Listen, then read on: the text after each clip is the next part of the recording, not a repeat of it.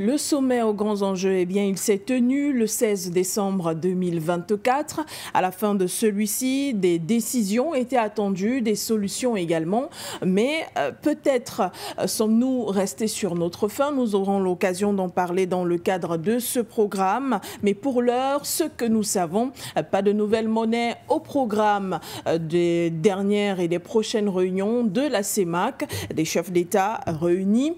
Pas de dévaluation comme cela avait été annoncé comme menace dans le cadre de cette réunion extraordinaire. D'ailleurs, il s'agissait de l'excuse principale ou encore du motif principal pour se réunir à Yaoundé, la capitale, où on a vu un ballet de chefs d'État et représentants du gouvernement, mais aussi représentants des institutions de Bretton Woods, notamment le FMI, la Banque mondiale, ou encore les partenaires internationaux, comme ils aiment à le dire, à savoir la France.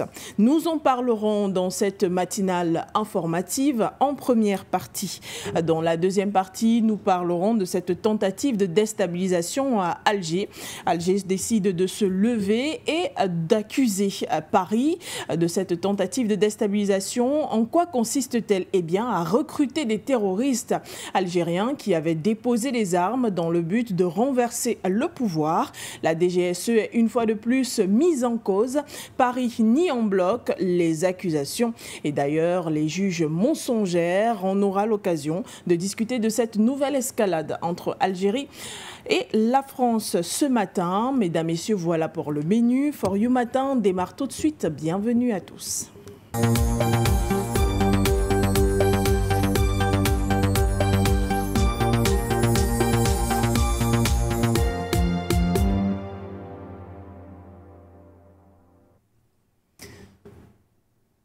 Et c'est un plaisir renouvelé de vous retrouver ce matin dans le cadre de ce programme. Merci à tous de nous regarder, de nous écouter aussi à travers notre radio panafricaine, For You Radio 96.3 FM pour ceux qui sont à Douala et ses environs. Je suis accompagnée d'un panel parfaitement sélectionné, notamment le docteur Sango, habitué de cette émission, d'ailleurs consultant permanent, politologue et internationaliste. Bonjour, bienvenue, merci d'être là.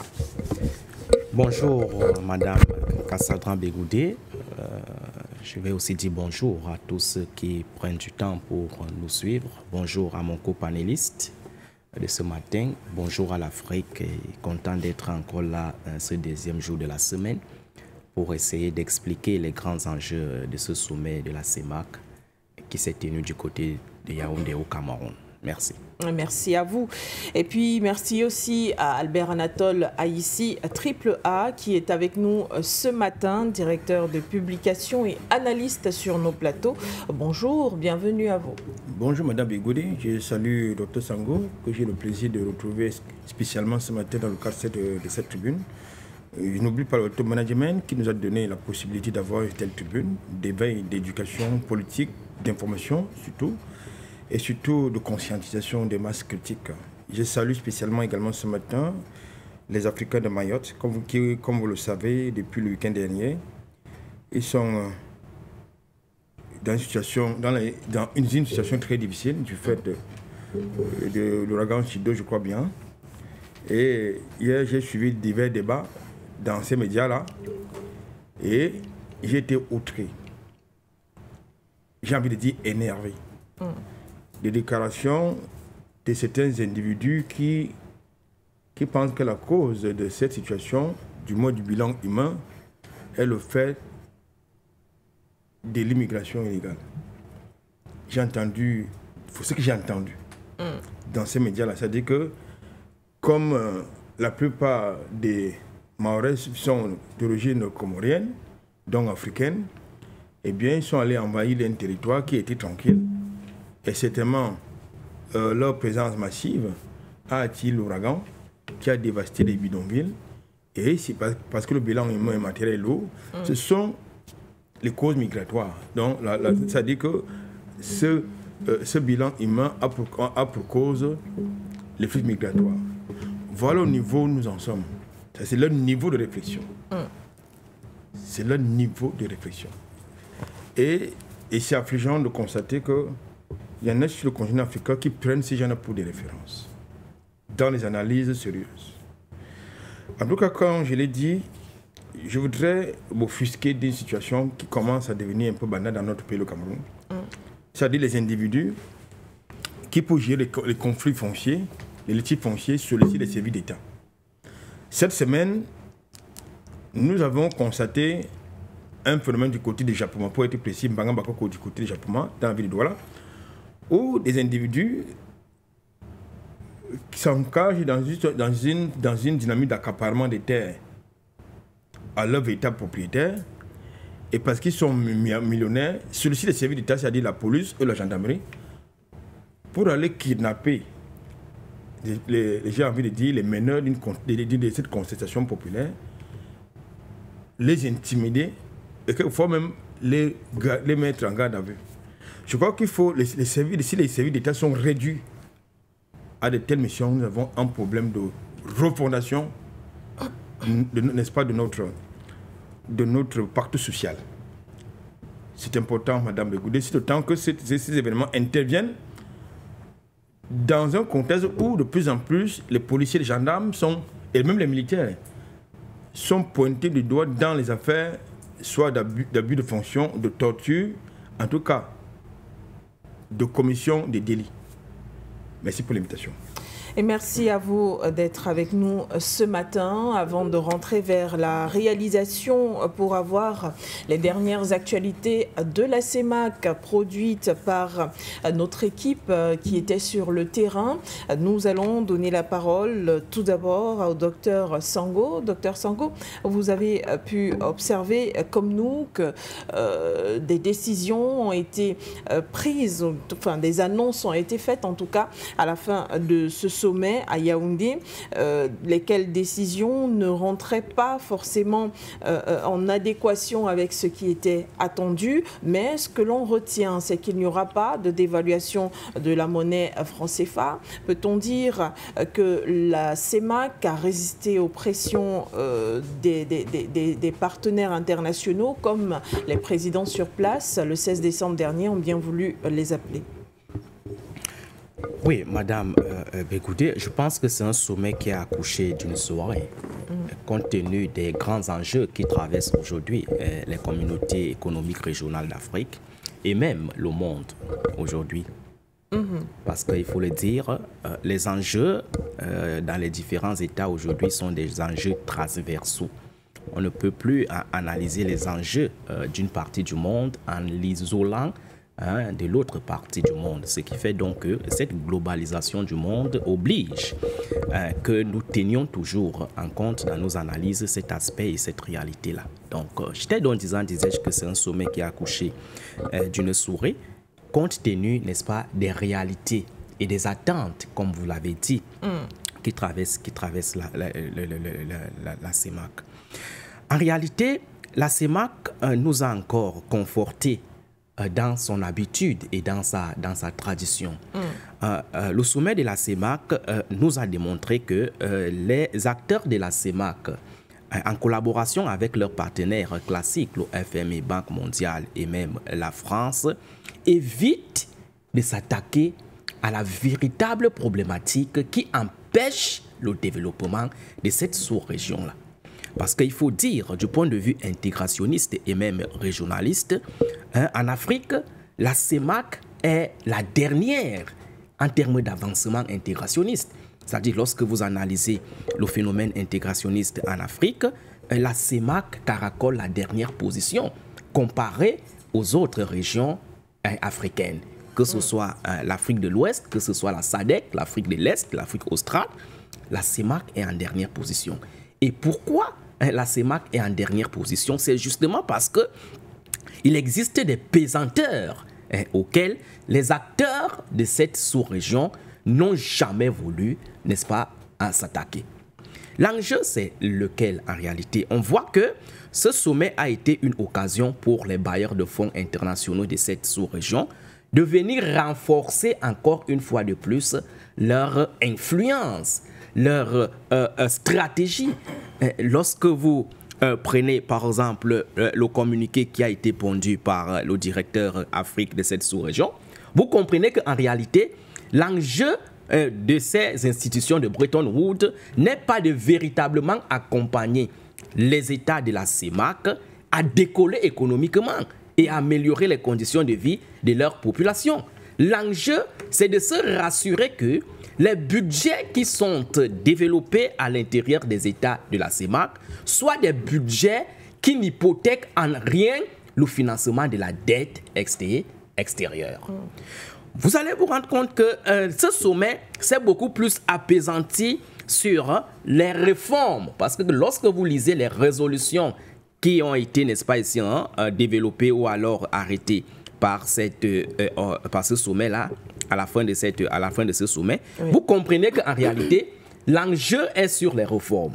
Et lorsqu'il parle des réformes, les réformes, du point de vue technique, ne sont pas en elles-mêmes des mauvaises choses. Les réformes sont souvent pensées pour résoudre un problème. Lorsque vous gérez une organisation, lorsque vous êtes dans une sous-région, lorsque vous gérez une entreprise, il arrive souvent que vous réformiez votre entreprise parce que vous voulez l'adapter, n'est-ce pas, à l'environnement, aux exigences et aux enjeux, n'est-ce pas, qui traversent, n'est-ce pas, l'environnement. Sauf que à l'intérieur de la CEMAC, chaque année, on parle des réformes, mais la situation n'évolue pas sur le terrain. Et pourquoi est-ce que ça n'évolue pas? Justement parce que c'est des réformes qui ne visent pas à résoudre véritablement les problèmes. Généralement, je vous parle des réformes superficielles, superfétatoires, qui n'ont rien à voir avec les exigences même, les exigences réelles. Lorsque vous prenez l'une des résolutions de ce sommet-là, on parle du rapatriement des fonds, des devises, pas des fonds, des devises. Oui. Lorsque vous avez, par exemple, la diaspora, parce que quand on dit rapatriement des devises, c'est pour nos frères qui sont à la diaspora, qui doivent de temps en temps nous renvoyer leurs devises ici à l'effet de booster l'économie nationale. Il faut rappeler techniquement à nos téléspectateurs que lorsque vous avez votre frère qui est en France, qui est au Japon, qui est par exemple aux États-Unis, et lorsqu'il veut vous envoyer l'argent au Cameroun, il n'envoie pas cet argent en devise. Restons par exemple dans le cadre de la France. Il ne va pas envoyer cet argent en francs, en euros. D'accord? Cet argent va atterrir au Cameroun en francs CFA. Justement parce que ça va subir le couloir mafieux, n'est-ce pas, du parlementarisme du franc CFA que nous connaissons tous. On va couper les échanges, les transactions, tout. Et ce qui va vous parvenir au Cameroun sera tout simplement les miettes. Dans quelle mesure peut-on donc penser que ce rapatriement des devises au Cameroun peut être une avancée pour le développement du Cameroun? Vous voyez qu'en réalité, les acteurs de la CEMAC connaissent véritablement le problème de la CEMAC. Mais ils ignorent ce problème pour orienter les regards vers des choses superficielles. J'ai souvent l'habitude de vous dire que votre maison brûle, mais vous regardez ailleurs. C'est de ça qu'il est question. Votre maison a du feu. Vous voyez bel et bien que c'est le feu qui est là. Voici ce qui a causé le feu. Mais vous orientez vos actions ailleurs pour faire de la diversion. Donc c'est de ça qu'il est question. Si je m'arrête seulement, ne serait-ce que sur ces deux résolutions, vous voyez qu'en réalité, la CEMAC a encore une fois de plus pondu un œuf en lieu et place, n'est-ce pas, des exigences de développement. Donc en réalité, nous pensons que le phénomène du franc CFA, c'est-à-dire l'attente de la dévaluation du franc CFA, qui était sur la table, en réalité, n'est pas la chose la plus pire. Ne pensez pas que dévaluer le franc CFA est plus pire que faire ce genre de réformes que le FMI a fait à Yaoundé. Les réformes que nous avons vécues à Yaoundé hier sont plus pires économiquement que le processus même de la dévaluation du franc CFA. D'accord? Parce qu'en réalité, lorsque vous voyez ces réformes-là, c'est des réformes qui sont orientées uniquement au financement de la dette. Lorsqu'on vous parle des réformes, c'est des réformes qui vous permettent, n'est-ce pas, de vous dessaisir d'un certain nombre d'exigences macroéconomiques sur le plan national pour les orienter sur le plan, n'est-ce pas, extérieur. Il faut vous rappeler, de 94 avec les accords d'ajustement structurel. Par exemple, c'est à partir de ce moment-là que les pays africains ont plombé dans la crise économique. Lorsque vous voyez aujourd'hui en Afrique les phénomènes tels que la corruption, les phénomènes tels que les détournements des deniers publics, c'est justement à cause de cette pression du FMI qui a participé, n'est-ce pas, à réduire le salaire, n'est-ce pas, des fonctionnaires et à supprimer une majorité d'emplois qui employaient jusque-là certains Camerounais. Donc cette pression fiscale a donc induit des conséquences telles que la corruption, telles que les détournements, qui deviennent de plus en plus symptomatiques et caractéristiques des États qui utilisent le franc CFA. Donc, pour ma part, je pense que les États africains aujourd'hui doivent comprendre que il est important de s'attaquer aux vrais problèmes, qu'ils cessent de nous divertir, qu'ils cessent d'orienter les regards des Africains ailleurs. Il est important aujourd'hui que les acteurs qui dirigent nos États s'attaquent aux véritables problématiques. D'accord? Regardons par exemple l'organisation de ce sommet-là. C'est-à-dire, lorsque vous voyez comment ça s'est passé, ça montre même qu'entre eux, ils ne s'entendent pas. Vous avez vu ce qui s'est passé à Yaoundé? Il y a eu, je pense, seulement un seul chef d'État présent, le chef d'État du Gabon.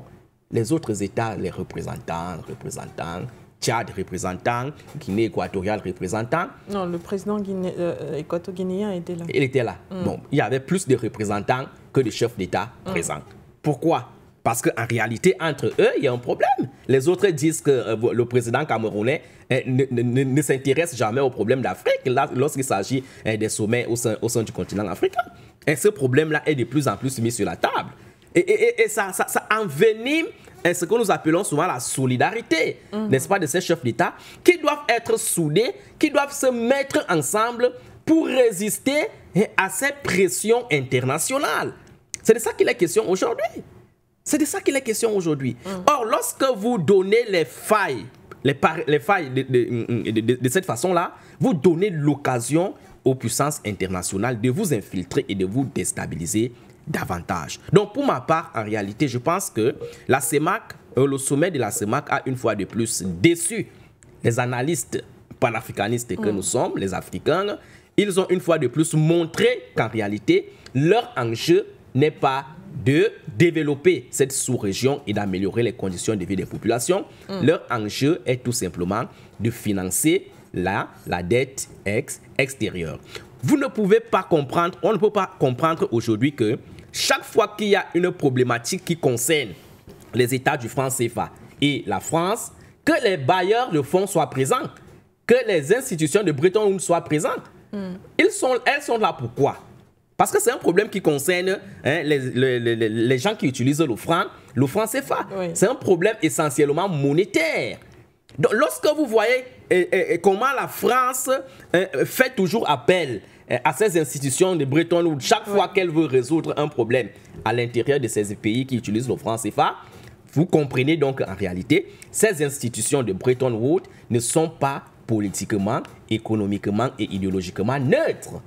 C'est des instruments en réalité qui ont été pensés savamment par certaines puissances, par ces puissances occidentales en l'occurrence, la France et les États-Unis, pour implémenter leur politique de domination et d'exploitation des États africains. Donc voilà un peu en première vue ce que je peux, n'est-ce pas, coller comme grille d'analyse.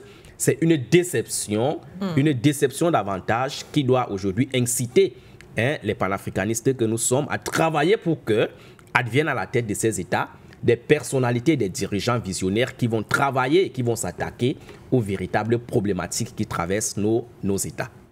Merci, Dr Sango, pour ce premier jet. Albert Anatole Aïssi, si à chaque fois qu'on parlait de cette actualité avant le sommet, on est revenu de long en large sur la dévaluation du franc CFA, il s'avère que ceci n'a pas vraiment été à l'ordre du jour lors de cette réunion, car lorsqu'on lit, on parcourt un tout petit peu les premières lignes de cette communication finale après la réunion, on constate qu'il est question des rapports entre la CEMAC, le FMI et la Banque mondiale. Albert Anatole Aïssi, la Banque mondiale et le FMI sont appelés à soutenir et accompagner les États, ainsi que la Banque centrale en Afrique. Ils sont appelés aussi à se réengager auprès de ces différents États, apporter leur soutien, entre autres en prêt et tout ce qui va avec. Est-ce que, Albert Anatole Aïssi, vous pensez qu'on a raté le coche en Afrique centrale lors de cette réunion?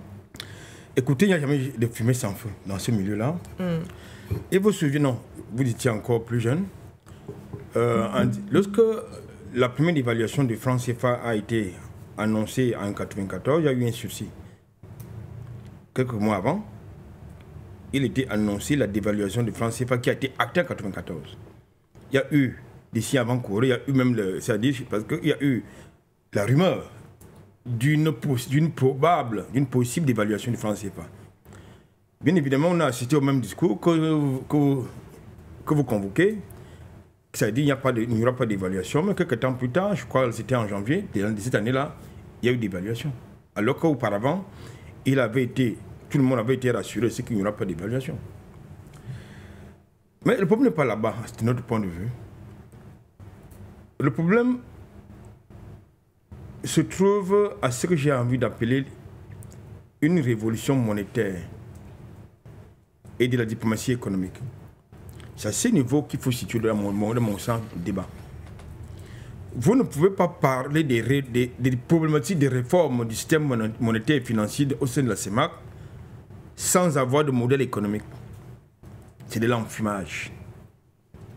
Madame Begoudé, c'est de l'enfumage. Sur quoi s'appuie-t-on pour organiser un sommet extraordinaire sur le système économique et financier de la CEMAC? Lorsque vous n'avez pas de modèle économique, vous avez un système, apparemment, un soi-disant système économique qui est extraverti. C'est-à-dire, vous n'avez même pas le pilier qui caractérise la souveraineté monétaire. Vous n'avez pas, c'est-à-dire la monnaie. Et vous vous réunissez pour faire quoi?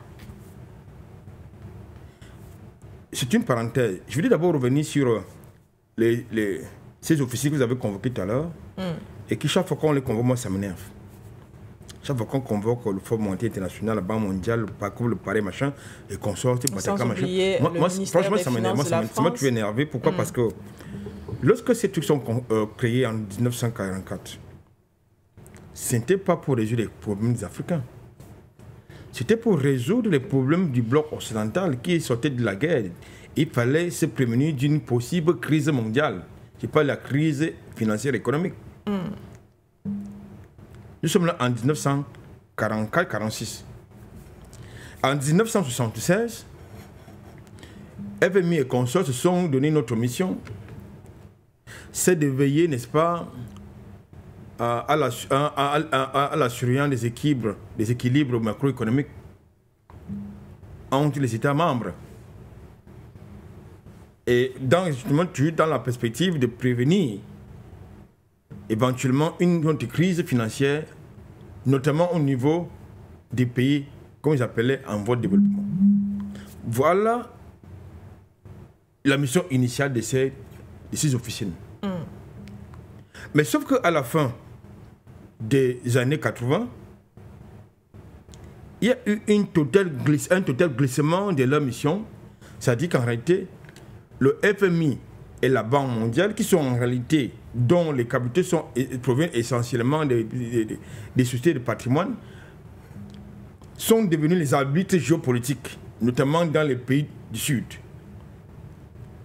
Au point où il y a une commission de gradation des ingérents des institutions de Bretton Woods, comme vous les appelez, dans la gestion des problèmes internes des États, notamment en Afrique. Au point où, en censeur moral qui se sont autoproclamés, la Banque mondiale et le FMI sont capables de vous dire que, monsieur, si il n'y a pas de démocratie chez vous, on coupe le robinet. S'il n'y a pas, vous ne respectez pas les droits LGBTQIAI+, machin, on coupe le robinet. si vous ne respectez pas n'est-ce pas, les règles de changement de protection, ou bien, j'ai envie de dire, de protection de l'environnement, on coupe le robinet. Si, ça dit de plus en plus, il y a des conditionnalités qui vous sont imposées du fait de l'ingérence des différents acteurs, notamment les actionnaires principaux qui sont les États-Unis, la France, l'Allemagne, le Japon, la Chine, la Russie, l'Arabie Saoudite, entre autres. Mais en fait, le FMI et la Banque mondiale, c'est une grosse arnaque. C'est une grosse arnaque dans nos pays. C'est une grosse. Je dis bien, c'est des hommes d'affaires. Ce ne sont pas des institutions qui ont vocation à nous donner des leçons de gestion en matière de finances, en matière de gouvernance économique. Ils sont très mal placés pour ça. Je le dis pourquoi. En 1994, au début des années 90, le FMI instruit, je dis bien instruit, aux pays africains, notamment l'espace francophone, de s'engager dans un programme d'ajustement structurel qui a consacré, j'ai envie de dire, la cannibalisation des sociétés stratégiques, c'est-à-dire les privatisations des sociétés. Et cette privatisation des entreprises parapubliques et stratégiques, comme par hasard, a abouti au rachat, au rachat de celles-ci par les multinationales de préférence françaises. L'ex-régie FECAM a été considéré à qui? Multinationale française. Le secteur maritime a été attribué à qui? Multinationale française. Le secteur de l'EVA a été attribué à qui? La banane Cameroun a été attribuée à quel pays, à quelle entreprise? Donc voilà la réalité. C'est-à-dire les entreprises qui se portaient très bien. On vous dit, il faut les privatiser. Et ça, c'est sur le conseil du FMI. La conséquence a donc été que ces entreprises qui reposaient dans une sorte sur une forme d'intégration économique ont été démantelées totalement, systématiquement. Un gros complot. Avec à la clé des compressions, c'est important aussi de le dire, il y a eu des compressions du personnel. Un gros scandale non seulement économique, financier et social. C'est un aspect qu'il ne faut jamais oublier, parce que lorsque nous pensons pouvoir réécrire l'histoire de l'Afrique, il ne faut pas oublier cet élément-là. C'est pour ça que chaque fois que moi j'entends parler de FMI, moi ça m'énerve, parce que j'ai vu des gens mourir autour de moi du fait des politiques d'austérité imposées par le FMI dans mon pays, le Cameroun. J'ai vu des familles si disloquées du fait qu'un parent, le chef de famille, avait perdu son enfant du fait des compressions, du fait des plans d'ajustement structurel. Et vous pensez que ces gens-là sont bien placés pour vous mettre sur la voie de l'autonomie, de la souveraineté monétaire, financière, mais surtout de la souveraineté économique? Non, ça veut dire que vous êtes des blagueurs. Vous n'avez rien compris. Donc, je souscris totalement à ce que vient de dire Sango. Ça dit c'était un théâtre, ni plus ni moins. Je crois que si on avait affaire des dirigeants sérieux, on ne serait pas... J'ai parcouru en diagonale le communiqué, la déclaration, n'est-ce pas, des circonstances du FMI, du représentant du FMI à ce machin. J'ai dit, mais quoi, finalement, nous avons un gros problème. Et vous avez des gens qui ont pour référence ces trucs. Et il s'est dit, économiste. Je crois que ce sommet extraordinaire aurait été plus intéressant s'il avait abordé trois choses. La première, la souveraineté, le modèle économique qu'on n'a pas. La seconde chose, parce que le modèle économique s'appuie sur la monnaie. Nous n'avons pas de monnaie. Le franc CFA, c'est une monnaie. En tout cas, ce n'est pas notre monnaie. Nous l'utilisons parce que, par dépit que nous l'utilisons, le franc CFA, ce n'est pas notre monnaie. On s'est attendu que si vous voulez garder cette feuille papier-là qui est imprimée à Chamaer, trouvez-nous des monnaies alternatives. pour régler nos problèmes. Vous parlez de l'inflation, vous parlez de la vie chère. Vous parlez des problèmes du gouvernement, parce que même dans leur communiqué, n'est-ce pas, ces spécialistes, entre guillemets, de FMI nous parlent des réformes du point de vue de la gouvernance. Mais la gouvernance s'appuie sur quoi? Donc nous pensons que les problèmes de gouvernance sont peut-être consubstantiels aux problèmes de fond. C'est-à-dire, nous n'avons pas de véritable boussole. Nous savons véritablement que même chaque fois que le FMI nous annonce des milliards de francs CFA qui ont été donnés à tel ou tel État et qui sont des règlements très mal gérés et qui ne sont jamais orientés vers des secteurs productifs ou bien détournés, mais le FMI ne se gêne pas d'injecter à nouveau des milliards au lieu de demander des comptes aux bénéficiaires de ces milliards de dollars ou de millions de dollars. Ça veut dire que nous avons affaire à des mafieux. Okay. Ce sont des businessmen. Puisque c'est de l'argent qui est remboursé peut-être à des taux d'intérêt peut-être préférentiels, mais quand même c'est remboursé, il y a quand même des intérêts là-dessus. Donc c'est des business. Alors que ces hommes, ces femmes du FMI de la Banque mondiale ne viennent pas nous donner des leçons en cette matière parce que, comme je l'ai indiqué tout à l'heure, leur politique, leurs ingérences d'un point de vue économique et financier dans nos enclos néocoloniaux ont conduit à des catastrophes économiques, des entreprises stratégiques, à des catastrophes sociales du point de vue justement du démantèlement de ces sociétés-là qui employaient des milliers et des milliers de compatriotes. Merci Albert Anatole Haïssi.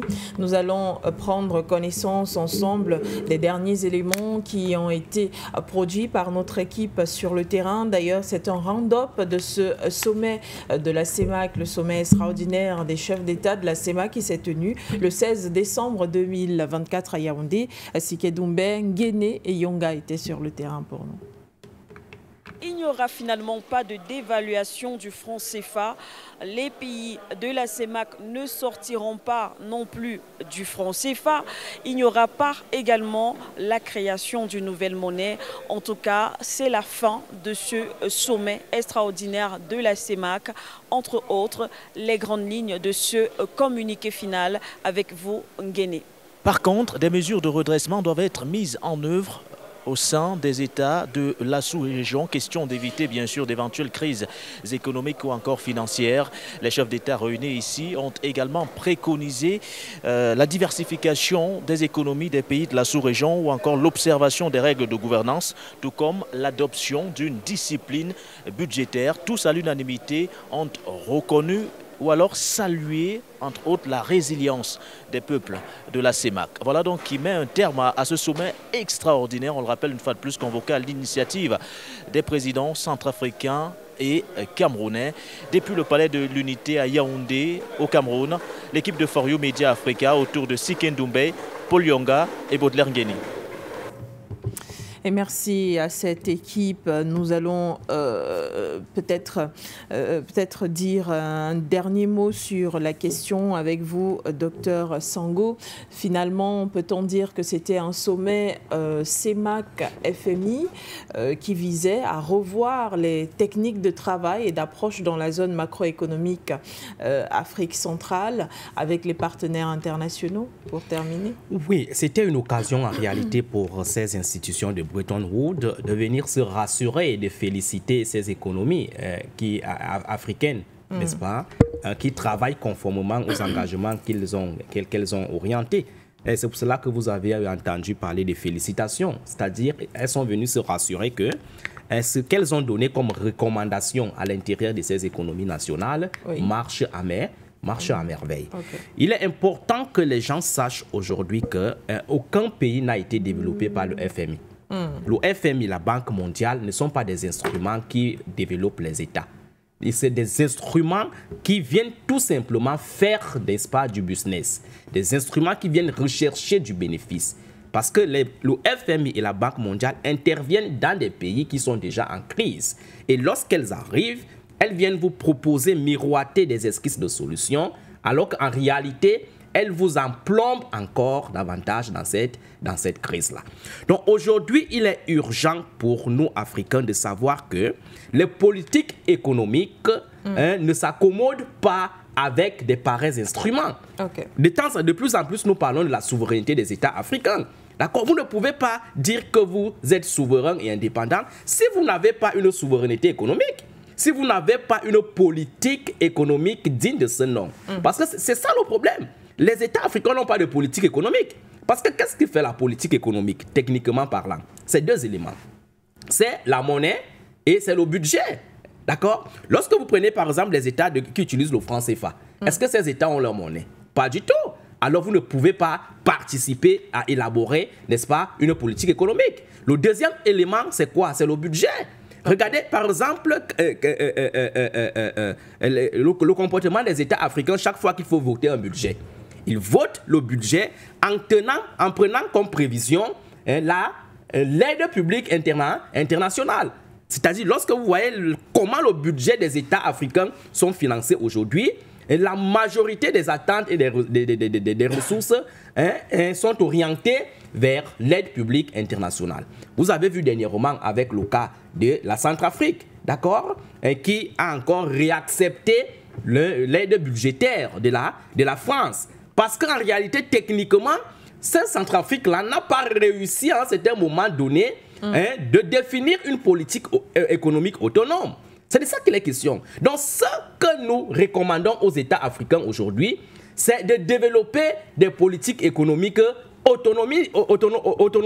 autonomisantes, des politiques économiques qui visent à déterminer les enjeux économiques, n'est-ce pas, des États africains. Et le faire consiste donc à avoir votre monnaie et à avoir votre budget. Du moins, à trouver des stratégies de financement de votre budget qui ne soient pas des stratégies totalement extraverties. Okay. C'est pourquoi on va longtemps épiloguer sur le problème des États de l'Afrique francophone. On va toujours revenir sur le sempiternel problème de la monnaie qui reste incontournable. Il faut résoudre ce problème. La monnaie est un instrument de souveraineté et il est important que les États africains l'intègrent et cessent d'utiliser le franc CFA qui reste un cancer pour le développement des États africains. Merci bien à vous, Dr Sango. À présent, nous parlons d'autre chose dans le cadre de ce programme. Albert Anatole, ici, je pense que vous n'aviez plus rien à ajouter sur la question CEMAC. Ah oui, écoutez, c'est une question essentielle. Vous savez, c'est passionnant, autant que c'est révoltant. C'est-à-dire nos États travaillent selon l'agenda des institutions de Bretton Woods. C'est ça qui est la question. C'est-à-dire que nos États travaillent selon l'agenda des institutions financières de Bretton Woods. Il faut souvent... Quand vous arrivez de Yaoundé, quand ils arrivent, quand ils sont annoncés, c'est-à-dire que nous avons des dirigeants qui ont des trémolos. C'est-à-dire que ils deviennent nerveux. Parce que le FMI est là, la Banque mondiale est là. Alors qu'en réalité, ce sont des mafieux, ce sont des businessmen, il faut le dire, qui sont très mal placés pour nous donner des leçons en matière de gouvernance économique. Deuxième chose, je sors par là. La deuxième chose qu'il faut intégrer, c'est quoi? C'est que dans les pays où sont domiciliés leurs sièges, le fondement des économies de ces pays-là repose sur quoi? Sur l'agriculture. Pourquoi est-ce que l'argent, les fonds alloués par le FMI à nos États ne sont jamais orientés vers ces secteurs-là? Les secteurs productifs, c'est-à-dire l'agriculture. Pourquoi c'est orienté ailleurs, c'est dans les secteurs non productifs? C'est voulu. C'est voulu. La plupart de nos économies, enfin, ce qui en tient lieu, la plupart de nos économies, ou ce qui en tient lieu, d'abord sont extravertis et sont tournés vers un système exogène. C'est-à-dire qu'on importe tout, de l'alimentaire au mobilier en passant par tout ce que vous savez. C'est-à-dire que cet argent qui vient repart par d'autres circuits. C'est ça qui est la question. Donc, et vous pensez que c'est monsieur Nouvelle du bien? Non du tout. C'est pas sérieux. Donc je crois qu'il y en a qui vont encore dire que c'est par la candidat nous encore des histoires. Non. C'est pas ça. C'est que nous devons avoir le courage d'engager des révolutions d'abord dans le système monétaire, dans le système financier, et surtout avoir un modèle économique. Parce que si vous n'avez pas de modèle économique, même si on vous donne tous les milliards, je crois que le budget du FMI en 2023, décembre 2023, tourne autour de 965 milliards de dollars. Même si ils vous donnaient tout leur budget, ça ne donnera pas. Ça ne donnera rien du tout, ça n'apportera aucun résultat. Donc, le problème de fond, c'est d'abord le modèle économique. On n'en a pas. La seconde chose, la monnaie, il n'y en a pas. Et vous avez des économies qui sont extraverties. C'est-à-dire, chaque fois, je crois que c'est il n'y a que cette bouteille d'eau certainement qui est produite au Cameroun, qui porte une marque camerounaise. La plupart, c'est importé, y compris les cure-dents. On importe même les cure-dents. Et vous pensez qu'on peut construire une économie solide sur cette base? Je ne pense pas. Merci Albert Anatole. Ici peut-être une toute petite relance, vraiment une toute petite perche. Est-il temps aussi en zone CEMAC d'organiser, de mettre sur pied des audits, des aides publiques au développement venant de ces bailleurs de fonds, venant du FMI, du Fonds monétaire international, de la Banque mondiale? Il n'y en a pas besoin, puisque nous savons déjà à quoi ça sert cet argent. Oui. Quand il n'est pas détourné, il est orienté vers les secteurs non productifs. Et puis, il faut faire comprendre ces messieurs, ils font du business, c'est-à-dire que c'est de l'argent qui est conditionné par des intérêts. S'ils viennent faire du business. Donc, pour nous, parce qu'ils nous disent que ça va encore nous prendre beaucoup d'argent qu'on n'a pas pour payer des missions d'audit. Ce n'est pas du bénévolat. C'est que la solution pour nous, c'est qu'on sorte de ce système. Le système des institutions de Bretton Woods, n'est-ce pas, du Club de Paris, le système du Club de Londres, qu'on soit de là, qu'on construise, qu'on fasse exactement ce que la Chine a fait. Est-ce que la Chine est allée au FMI? La Corée du Nord n'est pas allée au FMI. La Russie non plus. Et pourtant, la Chine et la Russie sont des principaux actionnaires du FMI. Merci Albert Anatole Aïssi. Et puis définitivement nous sortons de ce sujet, nous parlons à présent de la tentative de déstabilisation annoncée par Alger.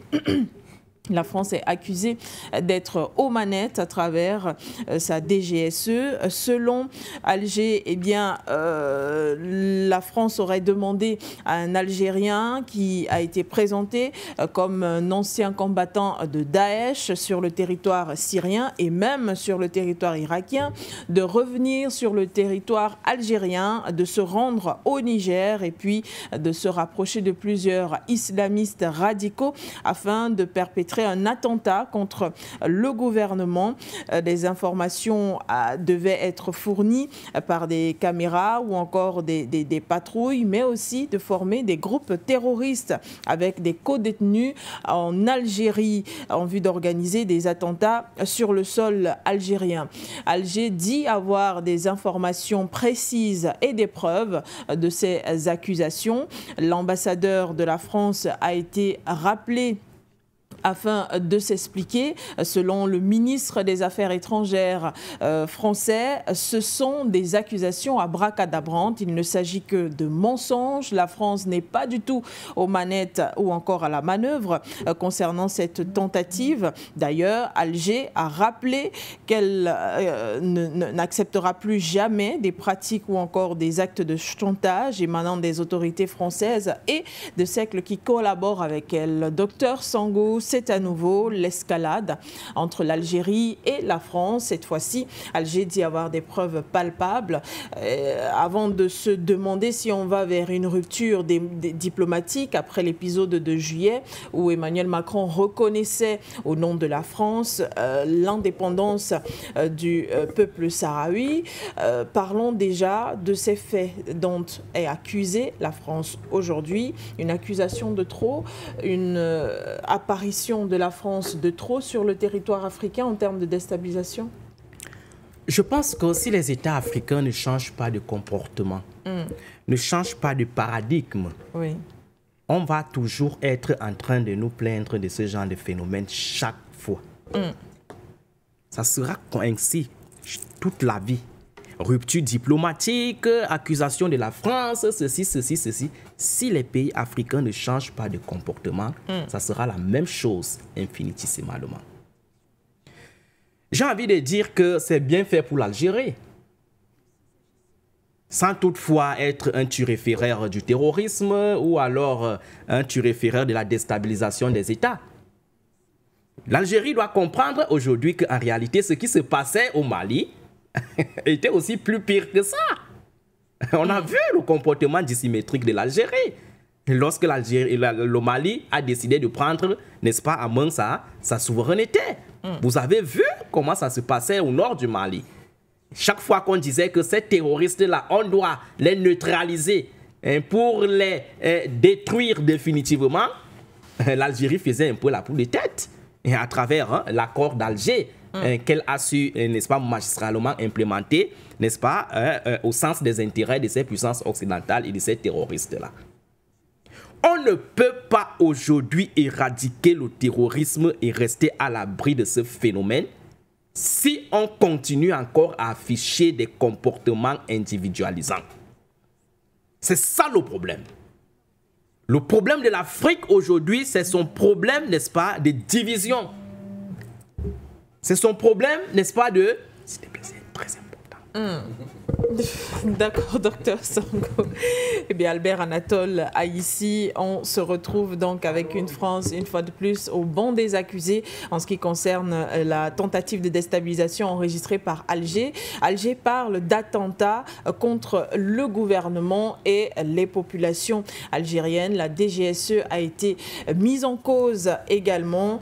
Une nouvelle brouille diplomatique entre la France et l'Algérie. Faut-il, comme Dr Sango le disait tout à l'heure, dire que c'est bien fait pour l'Algérie? Je ne pense pas qu'il faut prendre le problème sous cet angle-là. Lorsque François Lecointre, ce général français qui évoque une recolonisation de l'Afrique, je ne suis pas sûr qu'il fait abstraction de certains États. Il parle du continent. Il parle du territoire. Lorsque les panafricanistes parlent de la libération du continent africain, on ne fait pas abstraction d'un quelconque pays, on parle du continent africain. Et en dépit des divergences de vues, ce qui peut être normal dans une famille, nous avons une communauté de destin. C'est-à-dire, et cette communauté de destin s'appelle la libération de l'Afrique, la souveraineté de l'Afrique. Il faut éviter la distraction qui va consister à croire que si la France a des problèmes avec l'Algérie, le Cameroun n'est pas concerné. Si les États-Unis ont un problème avec la République démocratique du Congo, l'Égypte n'est pas concernée. Chez eux, ce n'est pas comme ça qu'ils raisonnent. Ils agissent en bloc. Lorsque la France a un problème avec la Libye, c'est toute l'Union européenne qui s'élève. Oui. C'est comme ça que ça doit fonctionner. Si nous devons rester forts, nous devons rester unis. C'était ça, le leitmotiv, l'engagement de nos devanciers, notamment Kwame Nkrumah, lorsqu'il parle de Africa You Must Unite. Ce qui est important aujourd'hui, il faut le dire clairement, c'est qu'il y a effectivement, sans être complotiste, des projets de déstabilisation des États africains. Je vais prendre deux ou trois éléments factuels. Le premier élément factuel, c'est quoi? Allons au Mali, puisqu'il a pris l'exemple du Mali. Le Mali est déstabilisé. Enfin, vous avez une multitude de forces internationales sur le territoire malien, prétendument venues combattre ou aider le Mali à combattre le terrorisme. Mais sauf que sur un territoire malien, il y a une zone rouge inaccessible aux autorités centrales, aux autorités de Bamako et même à l'armée, mais qui est contrôlée par les forces extérieures, c'est-à-dire la France. Et que c'est parti du côté de ce côté du territoire malien, c'est-à-dire, je crois, Kidal, vous avez l'armée française qui a noué, n'est-ce pas, des alliances, des circonstances avec les mouvements de l'Azawad pour constituer un autre État dans l'État. Ou qui nourrit trafic, business, n'est-ce pas, trafic de drogue si vous voulez, trafic d'or, trafic d'armes et consorts. À la fin, les autorités maliennes décident de rompre et demandent à l'armée française de partir, de s'en aller. Et là, quand cette armée part, l'armée malienne reprend du terrain. Que se passe-t-il? Eh bien, l'armée française s'emploie à des missions clandestines. Les autorités maliennes disent: nous avons les preuves des activités clandestines de la violation de l'espace aérien malien. Ce dossier a été déposé au Conseil de sécurité de l'ONU. Je crois que c'était en 2022. Dossier classé. Dans le même contexte, qu'est-ce que la diplomatie française a dit? Ils ont nié. Est-ce qu'ils ont accepté? Ils ont nié. Allons dans le contexte du génocide rwandais de 1994, avec l'opération Licorne à l'époque. Qui pilotait l'opération Licorne au Rwanda en 1994? C'est la France. Vous avez des témoins oculaires qui vous disent que la France savait et a laissé faire. Et a même armé, quelquefois même a facilité les activités criminogènes d'une ethnie contre une autre. Mais, à la fin, on a appris que l'Empire rwandais, on envoie la CPI, mais certains acteurs français, certains acteurs de l'armée française ont été, ils se battent tranquillement, sur Paris ou ailleurs. Alors que vous avez même des témoins au sein de l'armée française qui ont dit, qui ont clairement indiqué que l'armée française avait une responsabilité, autant que certains hauts responsables français de ce côté-là.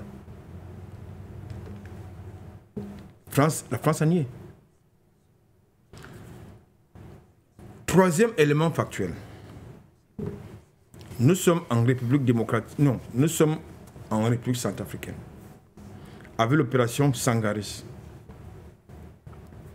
Il y a des exactions qui sont commises de manière officielle par l'armée, par les éléments de l'armée française, qui sont dit en passant bénéficient d'un statut d'immunité. Commettent des actes de viol contre les femmes et les enfants. Cette affaire, ça aboutit à quoi? Un non-lieu à Paris.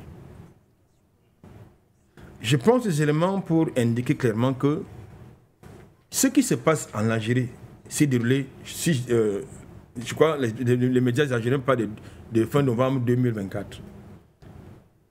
Et ce n'est que tout récemment que la presse algérienne a décidé d'en parler. Oui. Cet événement illustre quoi concrètement? Ça illustre le fait que ce que nous disons régulièrement sur ce plateau c'est une vérité. Une vérité incontestable. Ça dit qu'il y a des puissances étrangères qui alimentent le terrorisme sur le continent africain, avec la complicité des Africains.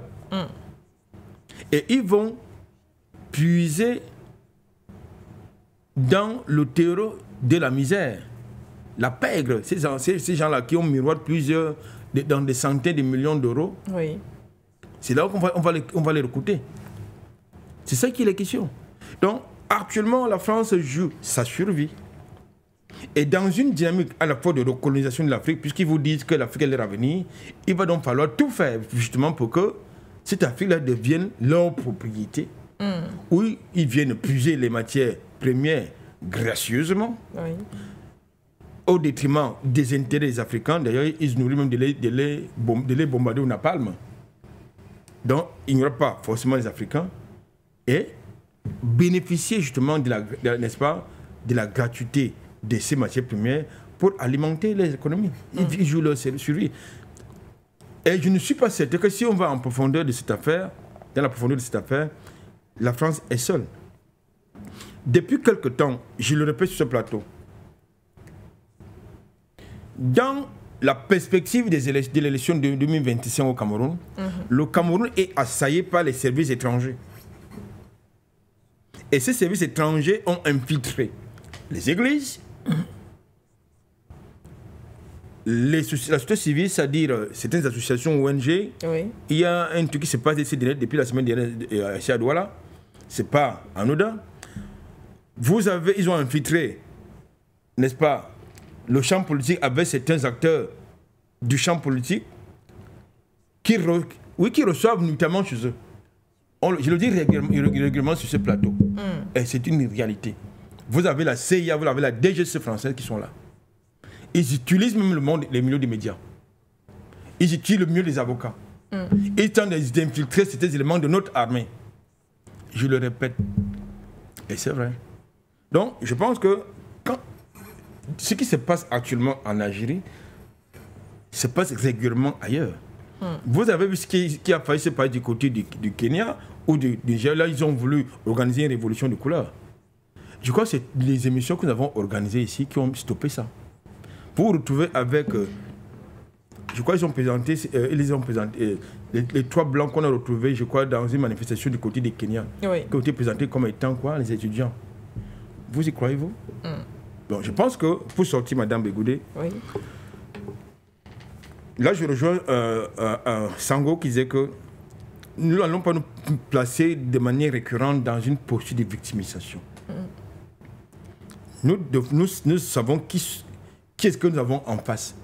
Et nous devons nous y préparer en conséquence, nous armer en conséquence, avoir une attitude de fermeté et surtout une attitude qui vise, qui doit pouvoir les amener à comprendre que le contexte n'est plus le même.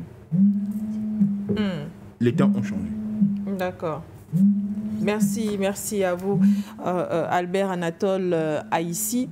À présent, docteur Sango, on vous retrouve sur ce plateau. Eh bien, tout à l'heure, nous discutions de cette actualité avec vous concernant Alger. Faut-il dire aujourd'hui qu'Alger est face à cette situation à cause du manque de solidarité des différents pays africains? Albert Anatole Aïssi le mentionnait d'ailleurs tout à l'heure, le Mali avait porté plainte contre la France au Conseil de sécurité de l'ONU pour tentative de déstabilisation aussi sur son territoire. Aucun pays africain n'a soutenu cette plainte qui avait été posée. Aujourd'hui, Alger accuse la France de vouloir déstabiliser son pays en passant par le recrutement de plusieurs terroristes qui ont déjà qui ont déjà épuré leur peine. Mais est-ce que Alger est aujourd'hui face au manque de solidarité des pays africains? Peut-on dire cela? Je pense qu'il ne faut pas particulariser et ipséiser le cas de l'Algérie. Le cas de l'Algérie, c'est le cas, n'est-ce pas, de tous les autres pays africains qui sont confrontés à ce phénomène du terrorisme. Aucun pays ne peut s'en sortir seul.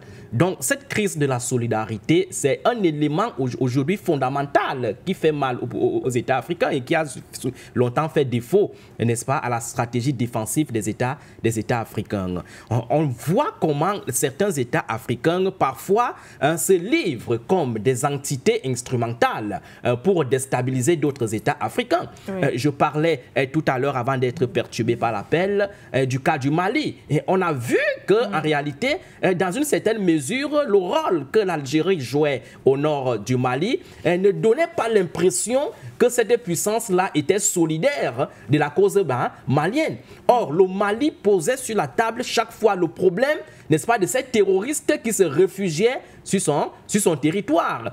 Or, si l'Algérie avait un tout petit peu collaboré, avait un tout petit peu, n'est-ce pas, ici,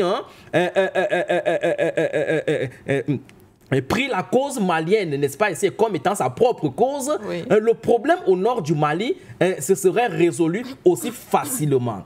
Donc, en réalité, aujourd'hui, nous sommes confrontés à une situation où on n'a plus le temps à perdre sur ces choses de dénonciation. Quand est-ce que la France a une fois accepté qu'elle a été prise en train de financer le terrorisme sur le terrain? Les plaintes par-ci, par-là, on les attrape même avec les armes qui portent, oui, n'est-ce pas, ici, leurs étiquettes, tout. Elle n'accepte jamais et elle n'acceptera jamais. Donc, il ne faut pas que les Africains jouent leur jeu. Il ne faut pas que nous restions dans cette logique du dénoncement. C'est à peu près avec la politique des réparations. Chaque fois, les Africains pleurent en disant qu'il faut qu'on amène la France à reconnaître ce qu'elle a eu à faire. Bon, quand elle va reconnaître, qu'est-ce que vous allez faire? Qu'est-ce que vous allez faire? Donc, aujourd'hui, il est important tout simplement de s'organiser de manière globale, de créer ce que j'appelle souvent un rapport de force qui va vous permettre d'avoir l'indice de puissance, lequel va dissuader ces puissances belliqueuses de vous attaquer. C'est de ça qu'il est question. Or, aujourd'hui en Afrique, la réalité c'est que nous ne pouvons pas nous en sortir seuls face à ces mastodromes, à ces terroristes qui, eux, sont organisés. Ils n'évoluent pas seuls. Aujourd'hui, là, on est en train de parler de la France en Algérie. C'est Triple A qui parlait tout à l'heure que c'est vrai qu'elle ne soit pas seule. Et elle ne peut pas être seule sur le terrain. Ce qui est sûr, elle fonctionne toujours avec ses alliés du bloc occidental. Ses alliés qui ont toujours fonctionné, qui ont toujours aidé, n'est-ce pas, cette puissance à déstabiliser le continent africain. Madame Cassandra, je pense qu'aujourd'hui, l'Afrique doit véritablement prendre son destin en main. Et prendre son destin en main consiste à intégrer la cause africaine comme étant sa propre cause. C'est-à-dire les 54 pays qui forment le continent africain aujourd'hui, oui, doivent comprendre que chaque fois qu'un problème concerne le continent africain, ça doit être considéré comme leur propre problème. Chaque fois qu'on attaque le Centrafrique, on attaque le Mali, ça doit être le problème de l'Algérie, ça doit être le problème du Cameroun et bien d'autres pays africains encore. Oui. Tant qu'on ne va pas intégrer cela, on sera toujours en train de nous quereller sur les pareilles situations. 100 ans après, si on ne fait pas ce qu'on vous demande de faire là, on va toujours revenir ici sur cette même table pour dire qu'on soupçonne la France de faire ceci, de faire cela, de faire ceci, de faire cela. Est-ce qu'on a donc besoin de rester dans ce genre de situation? Est-ce qu'on va rester éternellement à dénoncer, à quereller, à nous victimiser? Est-ce qu'on va le faire? À un certain moment donné, on doit comprendre que le problème reste aussi nous-mêmes. Okay. L'Afrique a aussi sa responsabilité. Parce qu'à terme, personne ne viendra vous défendre. Personne ne viendra vous défendre. Ce que la France est en train de faire en Algérie, là, elle est en train de rechercher son intérêt. Parce qu'elle est aujourd'hui en difficulté. Lorsque vous voyez l'environnement géopolitique de cette puissance française, entre guillemets, puissance française, parce qu'il faut mettre ça entre guillemets, sa puissance, parce qu'elle n'a jamais été une puissance, et c'est en train de se démontrer aujourd'hui à travers ce que j'appelle souvent la défragmentation des pôles de centralité. Elle est en train de rechercher sa puissance, elle est en train de travailler pour qu'elle ne disparaisse pas sur l'échiquier mondial. C'est de ça qu'il est question. Okay. Et l'Algérie qui croyait hier, lorsque le Mali était confronté à ce problème-là, que la France était peut-être un bon allié, est aujourd'hui en train de comprendre que cette France-là n'a pas d'amis. Cette France-là n'a que des intérêts. C'est de ça qu'il est question. Donc, qu'est-ce qu'on doit donc faire pour éradiquer ce fléau, ce phénomène qui est commun au continent africain? Parce que le terrorisme a été démontré que ce n'est pas quelque chose qui naît ex nihilo. Ce n'est pas quelque chose qui tombe du ciel. C'est un instrument qui a été construit par les ennemis de l'Afrique pour tenir l'Afrique et faire main basse aux richesses des pays africains. Lorsque vous avez une telle schématisation, qu'est-ce que vous faites, vous, continent africain?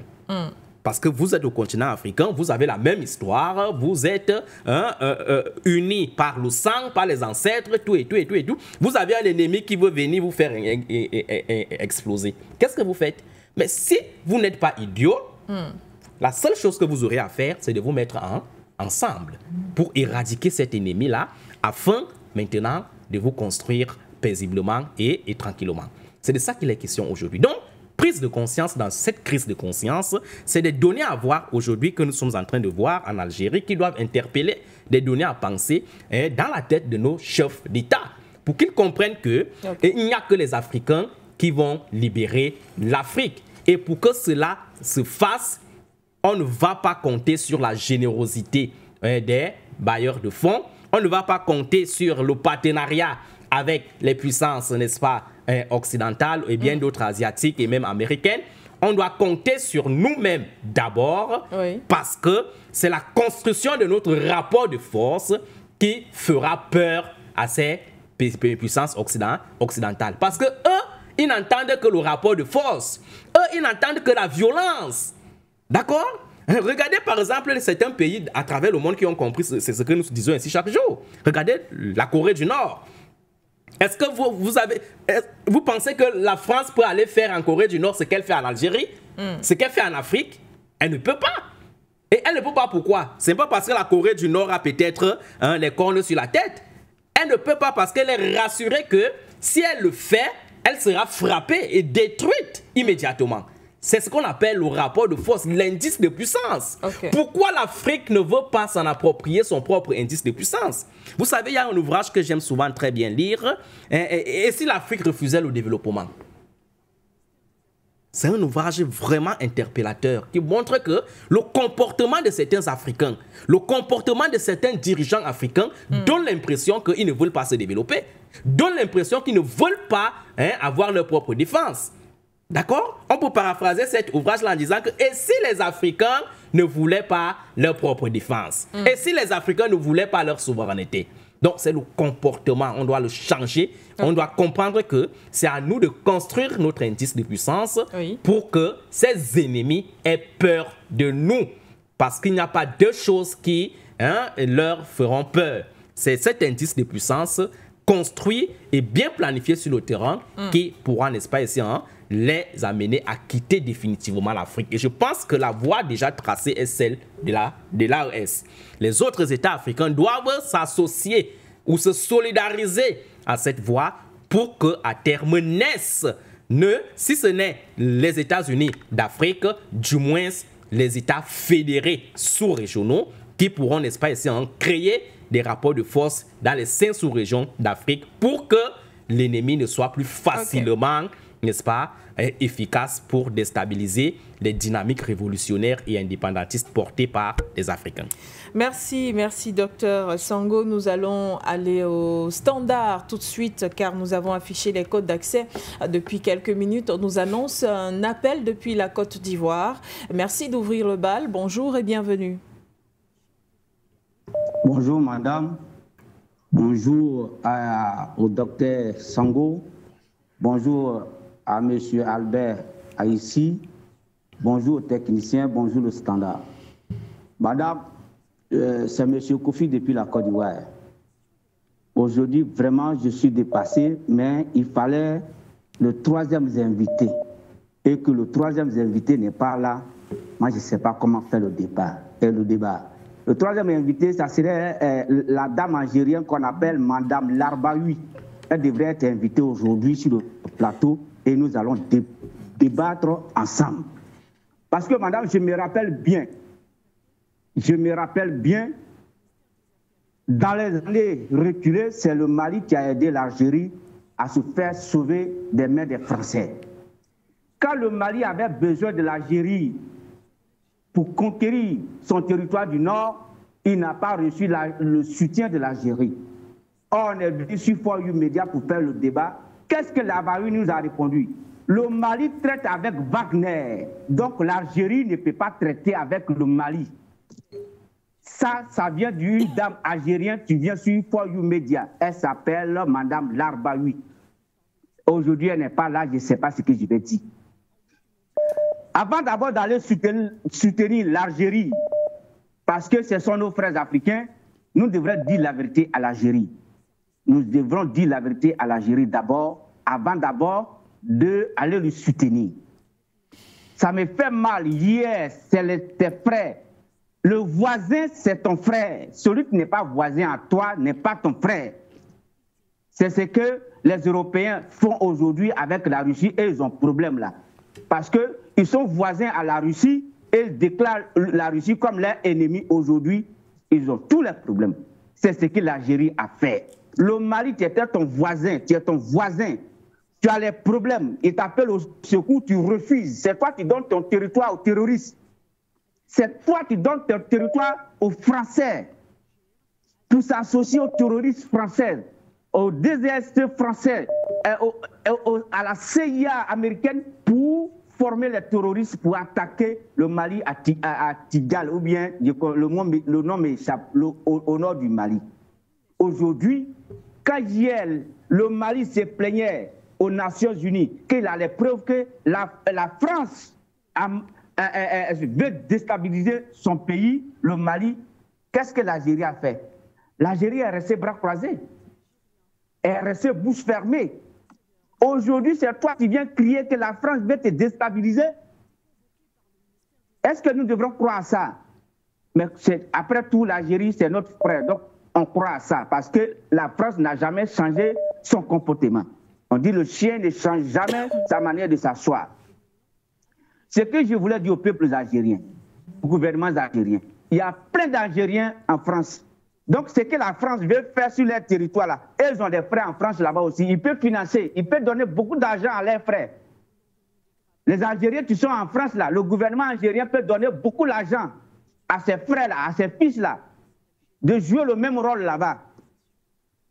Je n'appelle pas aux violences, mais c'est ce que l'Algérie doit faire. Maintenant, l'Algérie doit comprendre. Il doit aller voir son frère, qui est la Mauritanie, doit venir voir son frère, qui est le Mali, doit voir ses frères, qui sont ses frères africains, qui n'ont pas la même couleur de peau que eux, pour leur dire que si nous tous on se retrouve en Afrique ici, c'est notre chance à nous tous. C'est Dieu qui a fait ça. Ce n'est pas nous les humains qui avons fait ça, de donner deux couleurs à l'Afrique. C'est le seul continent où il y a deux couleurs, blanc et noir. Ce qui veut dire qu'on devrait être fort que tout le monde. On devrait être fort que tout le monde. Mais de grâce, l'Algérie, aujourd'hui, se sent menacée. C'est ça qu'il appelle au secours à For You Media. C'est ça qu'il appelle secours à ses frères africains. Nous, on l'a déjà accepté. On va lui venir en aide. On va venir à son secours. Mais de grâce que le gouvernement algérien soit franc avec nous. Soit franc avec ses frères États africains. Parce que hier, c'est lui qui hébergeait les terroristes, c'est lui qui hébergeait les djihadistes, c'est lui qui finançait l'argent que la France envoie aux terroristes au niveau du nord du Mali, passait par l'Algérie. Okay. Passait par l'Algérie. Et qu'on a demandé le soutien de l'Algérie, Madame Larbaoui, qui est algérienne, elle dit que non, le Mali traite avec comme Wagner, donc l'Algérie ne peut pas aider le Mali. Aujourd'hui, c'est à son tour, il crie au secours. L'Afrique noire n'est pas un continent rancunier. La race noire n'est pas une race rancunier. Nous allons venir à l'aide de l'Algérie. Nous allons venir au secours de l'Algérie. Madame, mais ça va dépendre de l'Algérie lui-même. S'il arrête d'être complice aux terroristes et à la France de déstabiliser le Mali, le Burkina et le Niger, nous allons venir au secours de l'Algérie.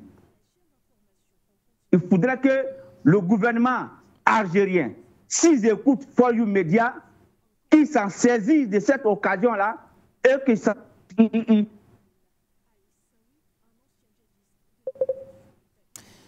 Merci, les monsieur soldats Kofi. français, Oui. ils sont sur son territoire pour former les terroristes. Ils connaissent le gouvernement algérien, madame, je dis, le gouvernement algérien connaît bien des DSP français qui se trouvent sur son territoire, Tu connais combien de CIA américains se trouvent sur son territoire? Tu connais le nombre de terroristes qui se trouvent, comme on appelle, en Algérie pour attaquer le Mali. Donc, il joue au jeu franc. Pourquoi il va venir nous trahir, nous blaguer, crier au secours? Or, les terroristes vont passer par lui pour attaquer le Mali, le Niger, le Burkina. Non. Merci, monsieur Si Kofi. Sam Mirato aujourd'hui qui vient et crie au secours, nous allons venir à secours. Mais qu'il soit sincère avec nous. Qu'il soit sincère avec nous. Que désormais, même si on traite avec le terroriste, pour nous libérer, que l'Algérie nous soutient. Parce que c'est venu d'une dame algérienne qui dit que non, parce qu'on traite Wagner, l'Algérie ne peut pas venir à notre soutien. Aujourd'hui, c'est comment? Ça ne s'est pas retourné contre lui. Merci, monsieur Kofi. Merci infiniment pour votre participation. Nous allons permettre à d'autres personnes de s'exprimer au standard. Vous pouvez revenir si vous le voulez. Avec un peu de temps, nous pourrons vous accueillir à nouveau. Y a-t-il quelqu'un d'autre au téléphone? Bonjour, bienvenue. Monsieur Kamdem, bonjour.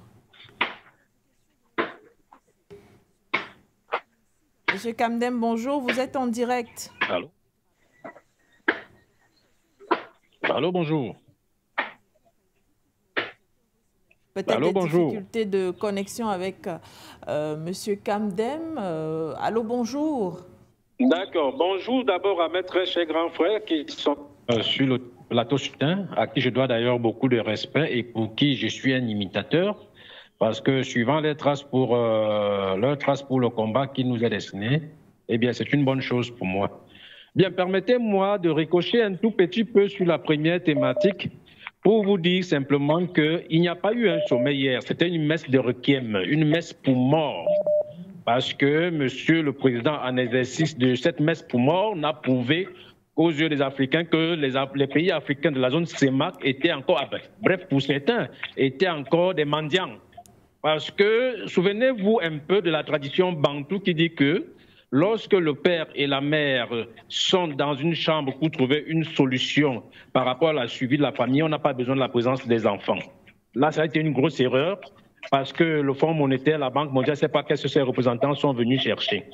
Ça veut dire que ce n'était pas un sommet, c'était une messe de requiem pour mort. Et je remercie d'ailleurs les chefs d'État africains qui se sont fait représenter parce qu'ils ont compris que c'était inutile de cette messe de requiem et que c'était l'hypocrisie qui allait continuer de ce côté-là. Quand vous êtes des pays qui ne pouvaient pas punir les voleurs, ceux qui détournent les fonds, je prends l'exemple du Cameroun. Le stade à Olembe, il y a eu des détournements. Les fonds alloués au Covid, il y a eu des détournements. Il y a des détournements partout. Ce pays n'a jamais puni. Tant que vous êtes des impunis, vous vous contenterez de ce que l'Europe peut vous donner, l'Occident peut vous donner, n'est-ce pas, pour tuer votre peuple et faire tout ce que vous pouvez faire. Et puis, cette messe de requiem va d'ailleurs en droite ligne avec leur appartenance sectaire. C'est des gens qui sont orientés par la franc-maçonnerie, pour la plupart, nous le savons. Dans les décisions.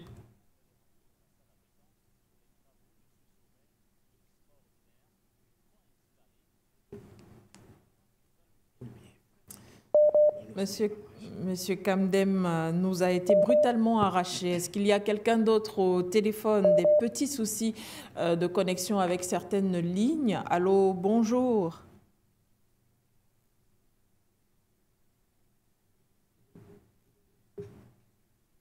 Est-ce qu'il y a quelqu'un au téléphone? Allô? Je suis en direct. Allez-y. Bonjour, Madame Begoudé. Bonjour, Docteur Sango. Bonjour également, mon frère Toraïs. Oui, je voudrais intervenir ce matin sur les deux thématiques parce qu'il y a un dénominateur commun que Anatole a soulevé de manière substantielle dans l'une de ses interventions en disant ceci. Il disait que, je me rappelle, le sommet, la CEMAC, qui s'est tenu à Yaoundé, ne pouvait pas prendre de grandes décisions parce que nous n'avons pas un modèle économique. Voilà la phrase substantielle qui reste le dénominateur commun des deux thématiques. Il voulait tout simplement dire que les pays africains, ces 6 pays de la zone CEMAC, n'ont pas un modèle économique convenant au développement de leur pays. Effectivement, c'est réellement la cause. Parce que vous n'avez pas un modèle économique, ce qui fait que votre économie est extravertie. Mais vous allez donc prendre les décisions en fonction de quoi? 80% des richesses circulant, consommées en zone CEMAC appartiennent aux multinationales. Mais c'est ça l'économie. Vous ne pouvez pas prendre des décisions sur les biens des autres. Effectivement, c'est parce que nous n'avons pas un modèle économique convenant à notre développement que nous ne pouvons pas prendre des décisions. C'est pour cela que l'Algérie également, n'ayant pas un modèle économique de développement de son espace, ne peut être que déstabilisée par ceux qui ont eu des modèles convenants à leur développement, leur donnant des moyens financiers, des moyens économiques, des moyens militaires permettant donc notre déstabilisation. C'est ça le fond. Quel est donc ce modèle économique ne convenant pas au développement de l'Algérie pour qu'elle soit encline à la déstabilisation? Quel est le modèle économique ne convenant pas à notre économie pour que des sommets comme celui de la CEMAC ne puissent pas être à la hauteur de nos attentes? Eh bien, ce modèle économique-là s'appelle l'individualisme néolibéral. Voilà le modèle. Malheureusement, nos journalistes sont des individualistes néolibéraux, nos politologues sont des individualistes néolibéraux, nos chefs d'État des individualistes néolibéraux. Tout le monde a une mentalité d'homme individualiste néolibéral. C'est pour cela que nous disons, tant que nous ne changerons pas de mentalité, il est possible de changer aussi le modèle économique, n'est-ce pas, convenant à notre développement.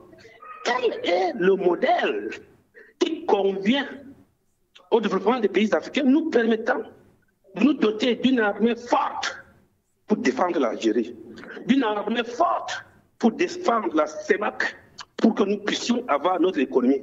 Eh bien, ce modèle économique-là s'appelle le capitalisme communautaire national ou le libéralisme communautaire ou encore l'actionnariat populaire. Et lorsque vous le mettez en place, son fonctionnement est semblable à ce qu'on appelle l'actionnariat islamique, le fonctionnement de la banque islamique. C'est ce modèle-là. Malheureusement, on ne nous apprend pas ça à l'université. On nous dit l'économie de consommation. Vous avez des professeurs d'économie de consommation. Qui va donc nous enseigner l'économie de production, nous permettant de nous doter d'un modèle économique de gouvernance convenant à notre développement? That is the question. Merci à vous, M. Bawa Bouba, d'être passé par ici. Notre appel peut-être au téléphone, avec un peu de chance, on s'est peut-être reconnecté avec M. Kamdem. C'est un appel depuis la Côte d'Ivoire. D'abord, bonjour et bienvenue. Bonjour Manuel Asike, bonjour aux internautes, bonjour à tous les téléspectateurs, à tous les analystes qui sont sur le plateau. Moi, je voudrais réagir aux deux thématiques de ce matin. Mais d'abord, je vais lancer un appel à M. Kofi, mon frère. Pardon, quand tu parles là, il faut être précis, concis, pour permettre aux autres appelants d'intervenir. Parce que on répète les mêmes choses et puis voilà, les autres n'arrivent pas à appeler. Donc, M. Kofi, s'il vous plaît, la prochaine fois, soyez précis et concis. Merci. Ceci dit, j'aimerais intervenir sur le cas de l'Algérie. Pour moi, ce n'est pas une grosse surprise. Hein. Quand un pays souvent sert des bases arrières, souvent on en parle, mais comme on n'a pas de preuves, les gens contestent. C'est vrai, M. Kofi a parlé de Mme Hamdaoui, bon, c'est son pays. Hein. Tout qu'on fait, on ne crache pas sur son pays. Il faut savoir défendre. Mais je veux dire que quand souvent on veut défendre l'indéfendable, c'est comme ça. Quand on a reçu son territoire, les gens de la DGSE, quand on a reçu son territoire, les gens de l'armée française qu'on cache, des terroristes souvent qui sont là, qui sont dans le nord, on va parler du Tenzawaten, qui quittent là-bas, qui attaquent le nord du Mali, qui retournent. Ils ne vont pas nous dire qu'ils n'ont pas une police de frontière, ils n'ont pas l'armée à la frontière, ils ne voient pas les djihadistes rentrer en Algérie, ils ne vont pas nous dire ça. Mais tout ça, je vais dire qu'aujourd'hui, la tentative de coup d'État là-bas, c'est des conséquences. C'est les conséquences de leurs actes qu'ils posent pour la France. Donc, si ce monsieur dont ils font allusion parle qu'il est arrivé en Algérie et pour venir déstabiliser, même attaquer le gouvernement, mais j'ai l'impression qu'ils sont surpris. Mais il ne faut pas qu'ils soient surpris. Ce sont les conséquences. Ils sont en train de transformer l'Algérie en un nid de djihadistes, une base arrière pour déstabiliser le Sahel. Donc, je pense que tentative de coup d'État qu'ils sont en train de faire, ou attentat contre le gouvernement, là, ça, c'est petit. C'est petit parce que plus tard c'est une poudrière qu'ils sont en train de faire asseoir en Algérie.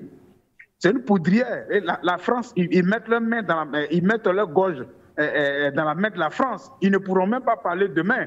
Parce que si tous ceux-là sont remplis en Algérie, tous les terroristes qu'ils dorlotent là pour déstabiliser le Sahel, les pays dont ils ne sont pas fiers là, tout cela, ça va se retourner contre eux après. Donc, moi, je pense que c'est une grande réalité. Il ne faut pas qu'ils soient surpris de certaines actions qui arrivent en Algérie, et parce que là, eux-mêmes, ils savent très bien ce qui est sur leur sol, ils savent très bien ce qu'ils gardent chez eux, ces Algériens-là. Donc, je pense, pour moi, ce n'est pas une grosse surprise si on veut faire un attentat contre le gouvernement. Non, ce n'est pas une grosse surprise, ça. Ils devraient s'attendre à ça. Voilà, ils devraient s'attendre à ça. Pour moi, ce n'est pas important. Ceci dit, je vais parler de la CEMAC, hier, le sommet de la CEMAC. Pour moi, le sommet de la CEMAC qui a eu lieu au Cameroun devait donner une solution.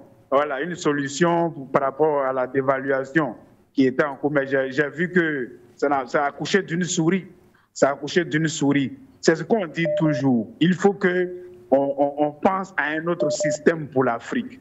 Voilà, toujours on pense à un autre système pour l'Afrique. Au lieu que les gens vont venir nous donner des directives, non, on va dévaluer. Et puis les chefs d'État sont obligés de faire pression, soit de dévaluer la monnaie, soit de faire pression sur leur peuple ou d'augmenter la souffrance de leur peuple. Et tout ça, ils sont télécommandés. Moi, je pense que nos chefs d'État doivent réfléchir à un autre système pour l'Afrique. Et l'autre système pour l'Afrique, c'est quoi? C'est de faire le panafricanisme dont on parle. Il faut qu'on s'unisse à un seul État, une monnaie commune, la libre-échange. Comme ça, nous pouvons contrôler nous-mêmes notre monnaie et nous pouvons rivaliser avec les autres continents. Mais tant que nos monnaies sont faites par les Occidentaux, tant que notre politique même administrative, notre politique territoriale, tout ça c'est coordonné depuis l'Europe, on ne peut qu'assister à ces genres de trucs. Voilà pourquoi certains chefs d'État ont jugé mieux de ne pas venir. De ne pas venir parce que ça n'est pas important, ça ne va rien, ça ne va pas donner quelque chose de grand. Ça ne va pas envoyer un truc qui va arranger nos peuples. Donc moi, j'appelle le président Biya, qui est le doyen, à réfléchir là-dessus. À réfléchir là-dessus vraiment pour que l'Afrique, libérer l'Afrique, certainement donner le panafricanisme, l'Union africaine, l'unité africaine dont parlait Kadhafi, paix à son âme, à parler réellement de ça et puis avoir notre monnaie. Moi, c'est la seule solution qui est là. Sinon, on va aller de dévaluation en dévaluation. La Côte d'Ivoire a connu ça aussi dans les années 96 jusqu'à 98. On a connu ça et ça n'a pas été bien. Donc, je ne vais pas monopoliser le temps avancé. Madame Malheur Sike, merci beaucoup. Merci à For You Media. Et merci à vous aussi. On reste toujours au standard ce matin dans la suite de cette émission matinale informative. Allô, bonjour et bienvenue. Oui, allô, bonjour madame. Et bonjour à bonjour au professeur, à docteur, excusez-moi. Le problème de l'Algérie, ça c'est ce qu'on appelle l'arroseur arrosé. Voilà, comme le disait M. Kofi, lorsque le Mali se plaignait, lorsque le Mali disait à l'Algérie, voilà que tu héberges des terroristes chez toi, voilà que tu héberges des personnes non recommandables chez toi, l'Algérie niait cela. Et M. Kofi a bien fait d'interpeller Mme Lida Labaoui. En principe, elle devait être là aussi pour pouvoir nous dire quelque chose. Hein? Vous, la méchanceté de ces gens-là. Ce qu'on oublie, les Occidentaux, ils ne vont jamais nous considérer, ni même nous voir nous mettre sur le même pied d'égalité. Ça, jamais. Quelle que soit votre relation, quelles que soient vos amitiés, quels que soient les sectes mystico, choses qu'on appelle religieux que vous pratiquez ensemble, peut-être là-bas, là, ils vont te faire choses, hein, mais jamais, jamais, jamais tu ne seras leur égal. Parce que tant qu'ils pourront t'utiliser, ils vont le faire. Et donc, ces personnes-là, ils utilisent les Africains contre eux-mêmes. Voilà. Et quand c'est comme ça, c'est encore plus subtil, parce que là, la personne ne sait qui est derrière. Et quand on voit, c'est la façade que nous voyons que nos frères africains, et nous apprenons à eux. Alors qu'en vérité, ceux qui sont derrière, ce sont les Occidentaux. Regardez le problème de la CEMAC actuellement. Comment est-ce qu'une réunion de CEMAC, des représentants de la Banque mondiale et des institutions internationales viennent chercher quoi à une telle réunion? Une réunion de crise, où là on vient décider, là où on vient chercher une solution pour pouvoir, qu'on appelle, conduire notre nation sur le plan économique. Mais vous admettez que des personnes étrangères à cette institution-là viennent siéger là. Bon, cela prouve à suffisance que ces institutions que nous avons dites régionales ou sous-régionales, là, ce n'est que des patins. Ce n'est pas des choses qui ont été conçues par nos États en tant que telles, qui ont été pensées et conçues par les Africains eux-mêmes. Et donc, tout ce qui a été photocopié, tout ce qui a été falsifié, chose qu'on appelle emprunté en Occident, là, c'est normal qu'ils viennent assister à cela. Je me rappelle bien du président Mugabe, qui a récusé la présence des Occidentaux à une réunion de l'ONU, et des choses qu'on appelle des LUIA. Hein?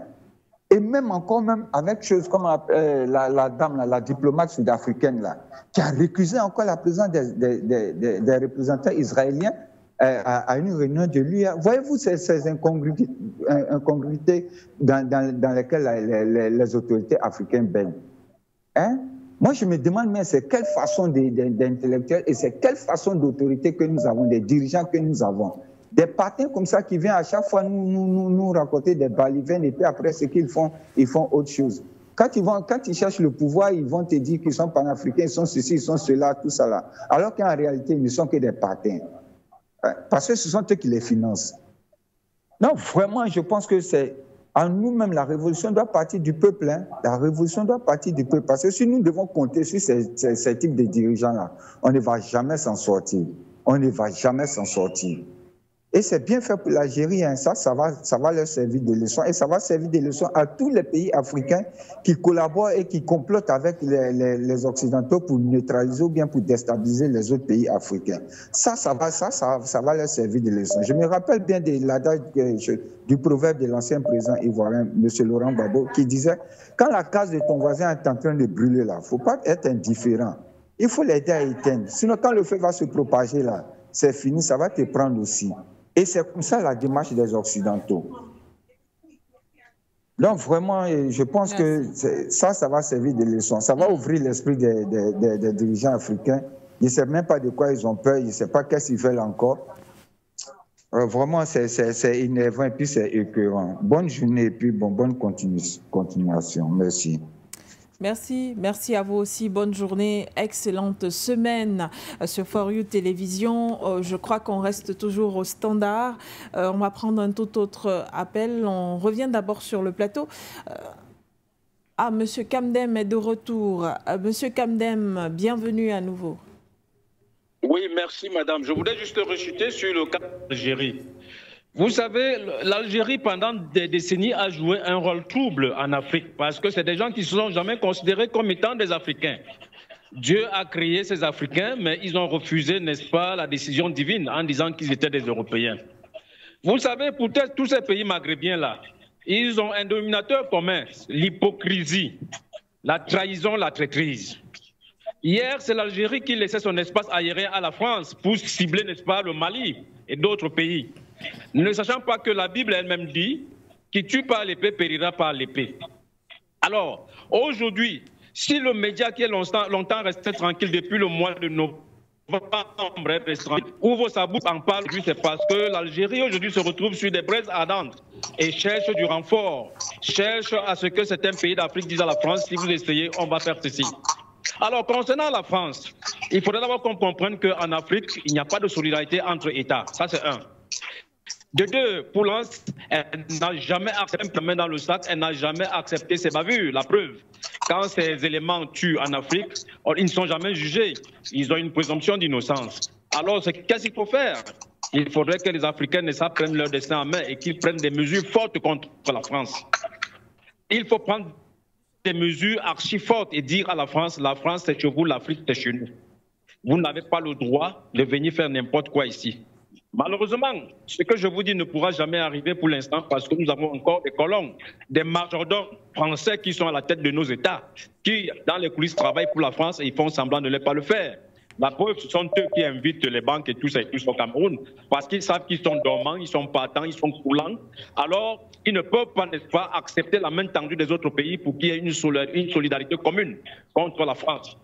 Donc, voilà un peu ce que je pouvais vous dire ce matin. L'Algérie ne paye que le prix fort, n'est-ce pas, de sa crise. Je vous remercie.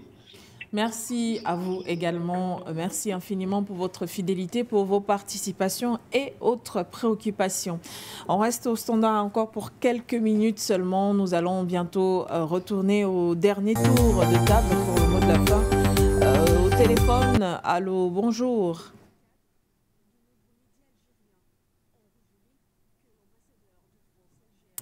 Alors, on va d'abord poursuivre sur le plateau. Je pense que la parole était à M. Albert Anatole Aïssi. Nous revenons sur le cas d'Alger qui s'érige cette fois-ci contre la France et l'accuse à nouveau de déstabilisation. Et ce, sur la place publique. Les médias en ont parlé. Ils ont commencé à en parler le 12 décembre dernier, il faut le mentionner, alors que les faits dataient du mois de novembre dernier. On se souvient de ces différentes brouilles diplomatiques qui ont existé entre la France et l'Algérie. Albert Anatole Aïssi, la brouille de trop. Cette fois-ci, faut-il s'attendre à une rupture? Et peut-être l'autre pan de l'interrogation serait, une fois qu'on a dénoncé la tentative de déstabilisation de la France, que reste-t-il à faire sur le territoire africain, puisque cela ne concerne pas seulement l'Algérie?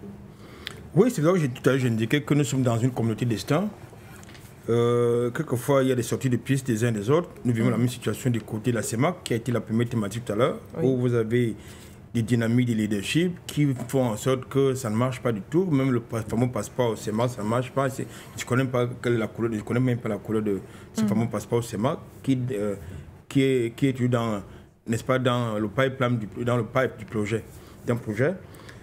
Nous sommes dans une communauté de destin. Et quand vous êtes dans une communauté de destin, il faut vous organiser. Il faut qu'on s'organise. Pourquoi c'est toujours les mêmes acteurs géopolitiques qui sont accusés de déstabiliser, de financer ou bien des tentatives de déstabilisation de nos États?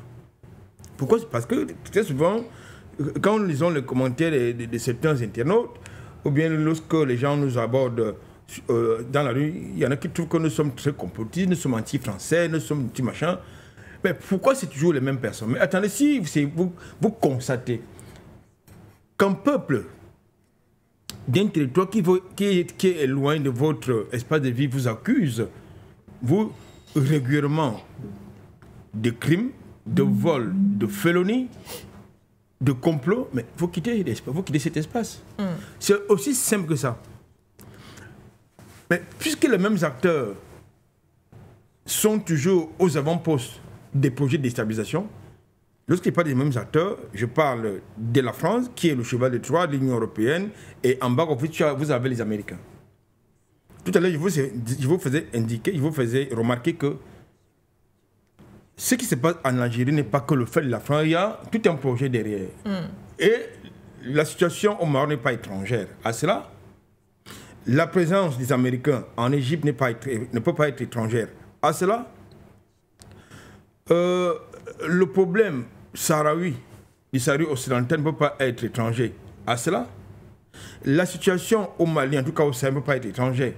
À cela, finalement, il est question pour eux d'allumer les feux dans tous les 4 coins du continent africain, qui est cerné, soit dit en passant, par des bases militaires. Le continent africain est cerné. C'est-à-dire, lorsque nous parlons, j'ai envie de dire, d'une sorte d'encerclement stratégique, mais ce n'est pas un vain mot, c'est une réalité. Vous regardez la position géographique de leur base. Nous sommes cernés. Et il y en a qui continuent de croire que c'est une vue de l'esprit, nous sommes excessifs, les Français ne veulent pas du bien, les Américains non plus, le bloc européen, pas du tout. Mais c'est une réalité. C'est-à-dire, ils sont dans la survie. Ils estiment que nos matières premières, c'est leur propriété et que le fait que nous dormions au-dessus des matières stratégiques dont ils ont besoin, franchement, nous sommes inconscients. Par conséquent, par tous les moyens, il est important de venir les récupérer. Je vais sortir par un fait historique dans les rapports entre la France et l'Algérie. Dans un contexte de crispation à la fois diplomatique et géopolitique, bien sûr. Aujourd'hui, l'Algérie et la France ont 2 problèmes. Le premier, c'est le fait mémoriel lié à la colonisation française. Le second, c'est les essais nucléaires français dans le Sahara algérien. Et là, il s'agit des dossiers. Il vous souvient que la visite officielle de Abdelmadjid Tebboune, le président algérien, a été annulée. Pourquoi? Parce que justement, dans le contexte des préparatifs liés à cette visite, il y a eu un précédent. Vous avez un écrivain franco-algérien qui est actuellement détenu en Algérie. Parce que justement, il a publié un ouvrage qui, d'après les autorités algériennes, trahit la mémoire historique de l'Algérie. Et si on lit cette actualité à ce qui fait actuellement notre débat, ça veut dire qu'il est peut-être possible pour que les autorités ou bien les services secrets français soient nourrissent le projet d'aller l'exfiltrer, c'est-à-dire créer un chaos pour aller l'exfiltrer. Nous pensons que, d'une manière générale, nous devons prendre la responsabilité d'assurer notre protection, de pouvoir réagir avec fermeté lorsque cela est nécessaire, que de nous victimiser. Je répète cela, il faut qu'on cesse de nous victimiser. Nous devons trouver des solutions à nos problèmes. Et nos problèmes, ces solutions doivent être africaines et non extra-africaines. Merci Albert Anatole ici. Eh bien, docteur Sango, on clôture avec vous ce matin sur cette question. Votre observation était déjà claire pour vous. L'Algérie l'a bien cherché et le mérite bien. Mais que font ou alors que feront les pays africains? N'est-il pas temps de se lever comme un seul homme face à l'agression répétitive de la France sur le territoire africain? On parlait tout à l'heure de l'Afrique de l'Ouest avec le Mali, le Niger ou encore le Burkina Faso. Il n'y a pas que l'Algérie qui dénonce aujourd'hui des plans de déstabilisation venant de la DGSE française. Oui, il faut déjà innover. Il faut déjà dire que vous innovez avec la présentation et en mettant les mains dans les poches.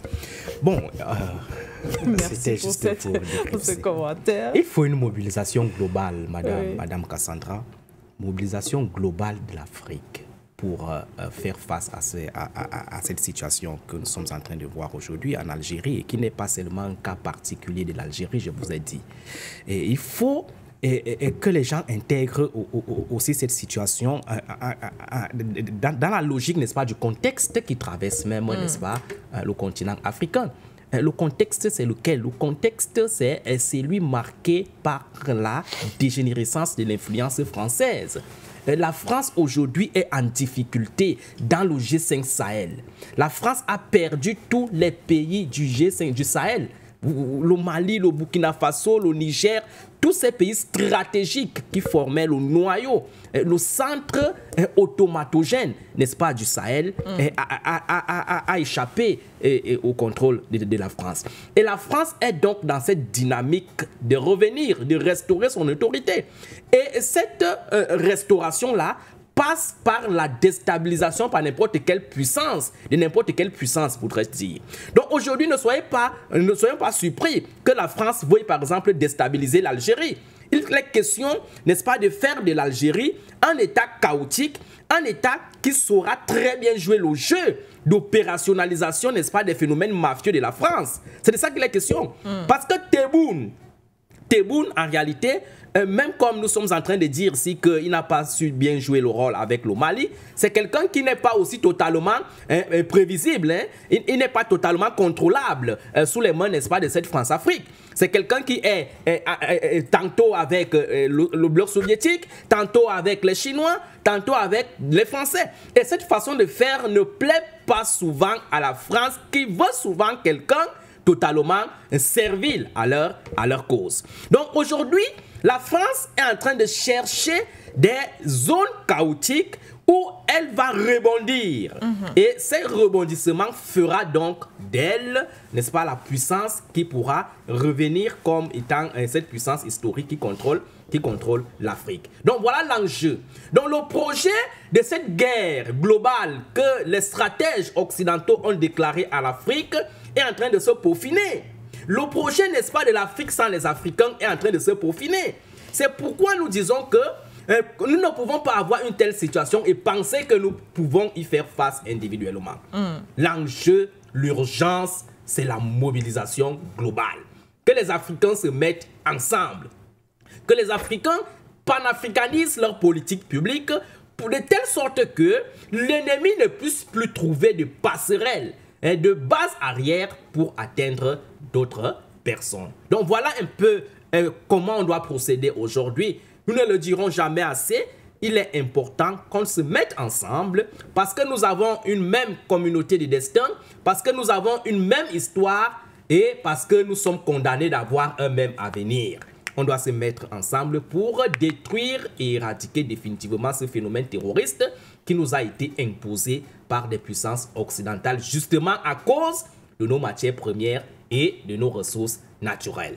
Donc pour le reste, peut-être ça arrive à l'Algérie aujourd'hui, c'est peut-être un élément, une occasion qui va permettre de comprendre que ce qu'on dénonçait au Mali était un phénomène qui pouvait aussi tomber sur le toit de l'Algérie. C'est un donné à voir qui doit interpeller, n'est-ce pas, sa pensée en termes, n'est-ce pas, de remobilisation globale pour qu'à terme, nous puissions mettre en difficulté, n'est-ce pas, cette France qui reste toujours déterminée à nous mettre en difficulté. Donc, nous ne sommes pas en train de jeter l'anathème à l'Algérie. Nous ne sommes pas en train de dire que c'est peut-être à Chouka, comme c'est arrivé à l'Algérie, entre guillemets. Mais nous disons tout simplement qu'à travers cet élément, l'Algérie doit comprendre que ce que nous faisions ici comme analyse en termes d'éradication du terrorisme, c'est quelque chose qui nécessite l'appui de tous les Africains. Parce que les terroristes aujourd'hui persistent sur le sol africain justement parce que quand on les chasse dans un pays, ils se réfugient dans un autre pays. Comme à peu près avec les bases militaires.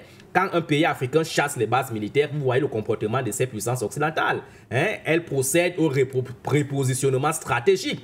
Or, il n'est plus question de chasser une base militaire dans un pays africain pour un autre pays africain. Non, il est question de les chasser définitivement de tous les pays d'Afrique, au même titre que le terrorisme. Terrorisme comme base militaire, tous ces éléments doivent libérer l'Afrique parce que la souveraineté, l'indépendance ne s'accommode pas avec les pareils éléments de colonialité. Non, mais sauf que oui, il y a des recrues internes. Et là, pour les recrues internes, il faut trouver des solutions endogènes. Lorsque le personnage qui a été approché, l'islamiste qui a été approché par la DGS française est sollicité pour aller recruter au Niger. Oui.